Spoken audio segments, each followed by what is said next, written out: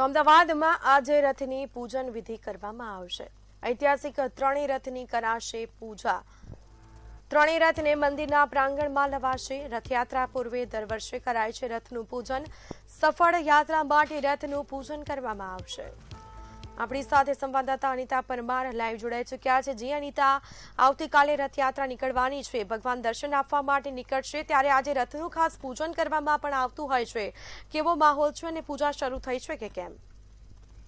ચોક્કસથી સુનીતા, આવતીકાલે ભગવાન જગન્નાથજીની 149મી રથયાત્રા નીકળવાની છે, ત્યારે આજે ભગવાનજીના જે ઐતિહાસિક રથ જે છે તેનું પૂજન વિધિ કરવામાં આવશે। આ ત્રણેય રથ જેમાં ભગવાન સવાર થઈને નગરચર્યાએ નીકળશે, ત્યારે આ ત્રણેય રથને હવે થોડીક જ વારમાં મંદિરના પ્રાંગણમાં લઈ જવામાં આવશે અને શાસ્ત્રોક્ત વિધિ પ્રમાણે ત્રણેય રથની પૂજા કરવામાં આવશે। પ્રથમ રથ આપ જે જોઈ રહ્યા છે ભગવાન જગન્નાથજીનો નંદી ઘોષ રથ છે।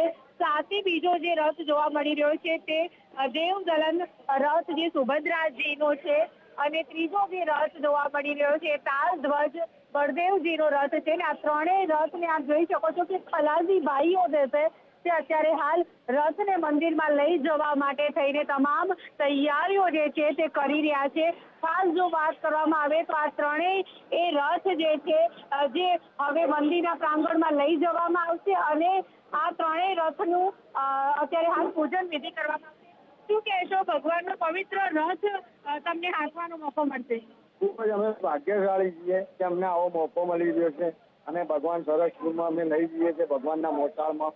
ભગવાન ખૂબ જ એવું કાર્ય કરીએ છીએ કે અમને આવો મોકો મળ્યો છે કે અમારા કલાક મિત્રો ભાઈઓ સાથે મળી અમે સૌ ભગવાનને મોસાળમાં લઈ જઈએ। ખૂબ આનંદ થયો અમને। કેટલો ઉત્સાહ હોય છે અહીંયાથી રથ સીધું મોસાળ સુધી લઈ જવાનો અને કેટલું હિંમત? ખૂબ ઉત્સાહ હોય છે કે ભગવાનનો આવો મોકો મળે છે અને ભગવાનને મોસાળમાં ત્યારે તો પહેલા તો એક દેખાવ આવે છે કે ભગવાન અહીંયા બિરાજમાન થાય છે ને મોસાળમાં જઈએ ત્યારે એટલી ખુશી હોય છે કે કોઈ એનો પાર જ નથી હોતો। બીજા ખલાસીભાઈ છે એમને પણ આપણે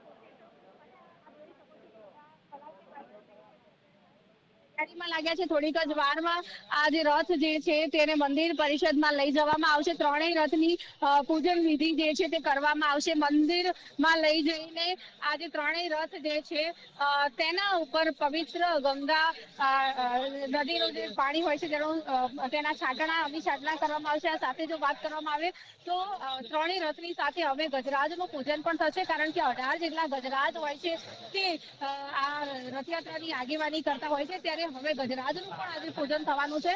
ત્યારે હવે સમય આવી ગયો છે કે આ ખલાસી ભાઈઓ જે અહીંયા જોવા મળી રહ્યા છે તેઓ હવે આ રથને હંકારીને મંદિરના પ્રાંગણમાં લઈ જશે અને ત્યારબાદ અહીંના જે દિલીપદાસજી મહંત છે તેમના દ્વારા અને અહીંના જે ટ્રસ્ટી જે છે મહેન્દ્ર ઝા દ્વારા આ રથોનું પૂજન કરવામાં આવશે। ખાસ જો વાત કરવામાં આવે તો જય અમિત શાહ જે છે આઈસીસીના ચેરમેન, તેઓ પણ અહીંયા હાલ મંદિર ખાતે પહોંચી રહ્યા છે અને તેમણે આ રથોનું પૂજન કરવાના છે। જી, બધી જાણકારી આપવા બદલ આપનો આભાર।